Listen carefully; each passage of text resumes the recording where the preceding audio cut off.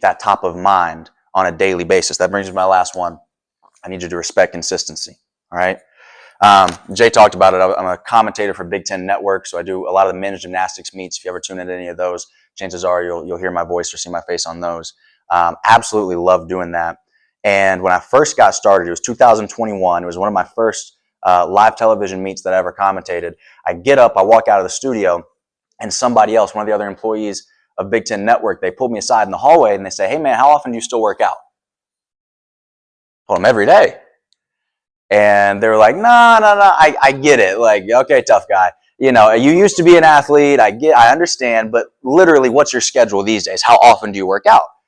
And I'm sitting here like, I'm confused. Why you're confused? Because I just told you every day. And so I said, every day means every day. And that was the start of something that became a brand that I had no idea where it was possibly going to take me. But it was in that moment that I realized that with most people, it's just like baked into their commitments. When somebody says, I'm committed to something every day, I'm going to be purposeful and intentional and deliberate with who I am and the way that I show up in my work environment every day. Most people assume that when you say every day, what you really mean is every day but weekends, every day but holidays, every day but sick days. They don't think that you actually mean every day, right? The reason I need you to respect consistency is because there's certain benefits that you can only get from being consistent with that purpose. That's why you have to keep it in front of you every single day. That's why you have to keep it top of mind every single day. All right? I haven't told you too much about my stepdad. He came into the equation pretty early in life. I mean, I was young. I don't even remember when he moved into the house. And I've always been really close with his side of the family. And I loved his parents, my grandparents, right? Called them me, mommy, and granddaddy. That was their names. And I absolutely adored them. They're like the quintessential Southern folks, like just happy, just super chill, laid back. Everybody comes to their place for Thanksgiving and Christmas, right? And I was living in Nashville at the time. This was 2022. And my mom calls me and says, "Hey, your grandmother on your dad's side is not doing so good. She's in the hospital." And she called in the middle of the day. It was like 2 o'clock, and she kind of knows busy, got a lot going on. Like I usually talk to my parents later on in the day. So that was kind of abnormal in the first place. So I kind of knew it was urgent. She was like, "You might need to make the drive down here. It's only an hour and a half, right? Nashville to Huntsville, Alabama." And so I get in the car, throw a couple things in the bag. I hit the road. I get down there. I pull up to the hospital. And again, I'm assuming this is a pretty grave and dire situation. I go into the hospital. It's just me, my mom, and my grandma, my dad's side, right? My dad is not there. So I go to mom and I'm like, okay, where's dad? Like, this is his mom. He should be here. And she said that he could not stand to see her in this type of condition and that it was too hard for him and that he stayed back home. I said, I totally get it. I'm not going to be one to judge how somebody grieves.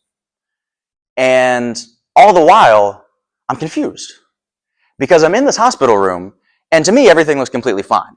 I mean, she's like 89, 90 years old, so she's old, but she's having a conversation with us. She's talking. She's able to, move around. She's sitting in the hospital bed, but she can move side to side, up and down. I mean, everything looks completely normal to me.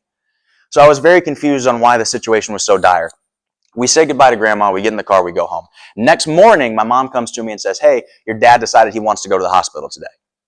I said, "Great." She said, "He needs you to go with him. He needs somebody who's a little bit stronger. He doesn't need me in the corner crying. Like, I want you to go with him. I'm going to stay back home today." I said, "Phenomenal. I got it." Me and my dad get in the car, drive to the hospital, same hospital room, same people, everything. We get in the room. It was like a different universe. The light had been sucked out of the room. We can't wake grandma up. We're shaking her. We're trying to talk in her ear. We're raising our voice. Nothing works. We cannot wake her up. Bed's right here. Grandma's right here. My dad goes to sit on this side. I'm sitting over here. We're still trying to wake her up. And after we did everything we could possibly think of, for the first time in my life, I was 25 years old at the time.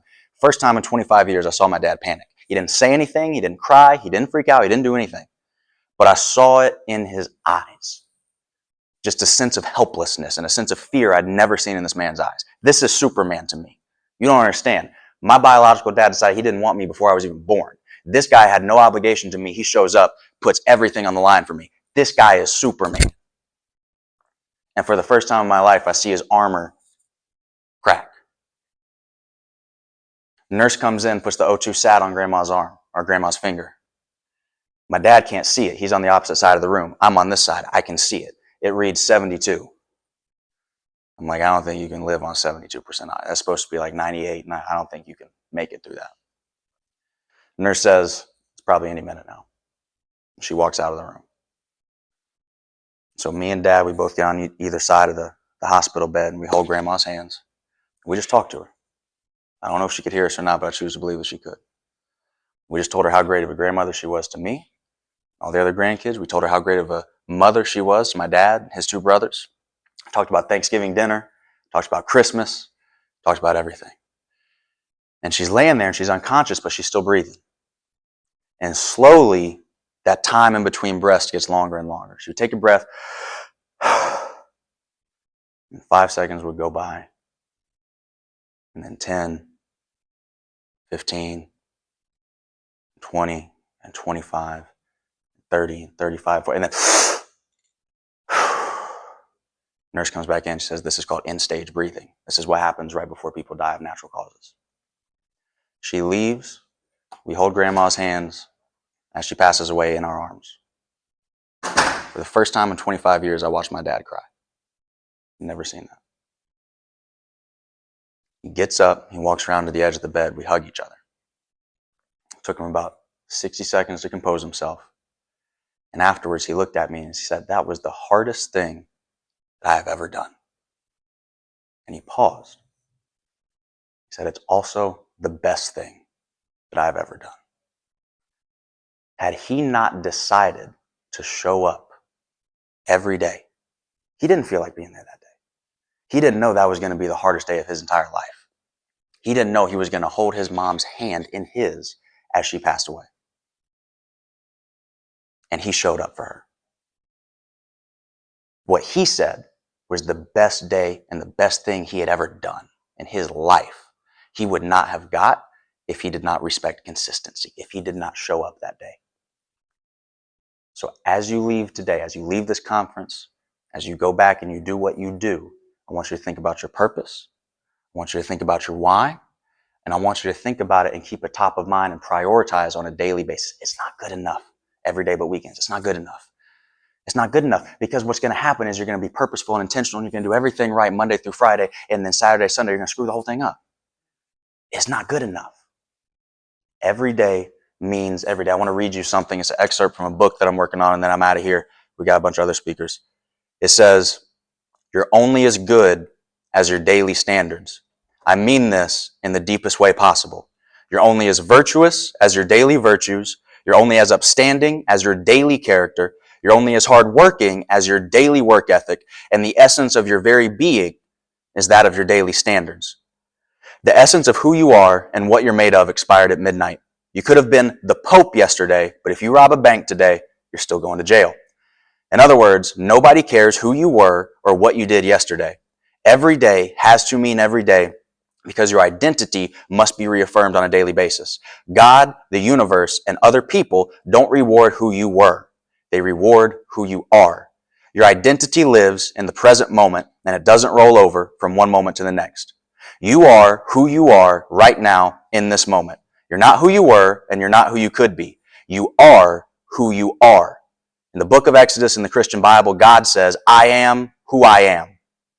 If there was ever a divine head nod in the right direction of wisdom and understanding, a subtle yet friendly suggestion toward the path of actualizing the potential within the human spirit, that would be it.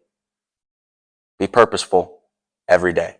And every day means every day. That's my time, y'all. I appreciate you.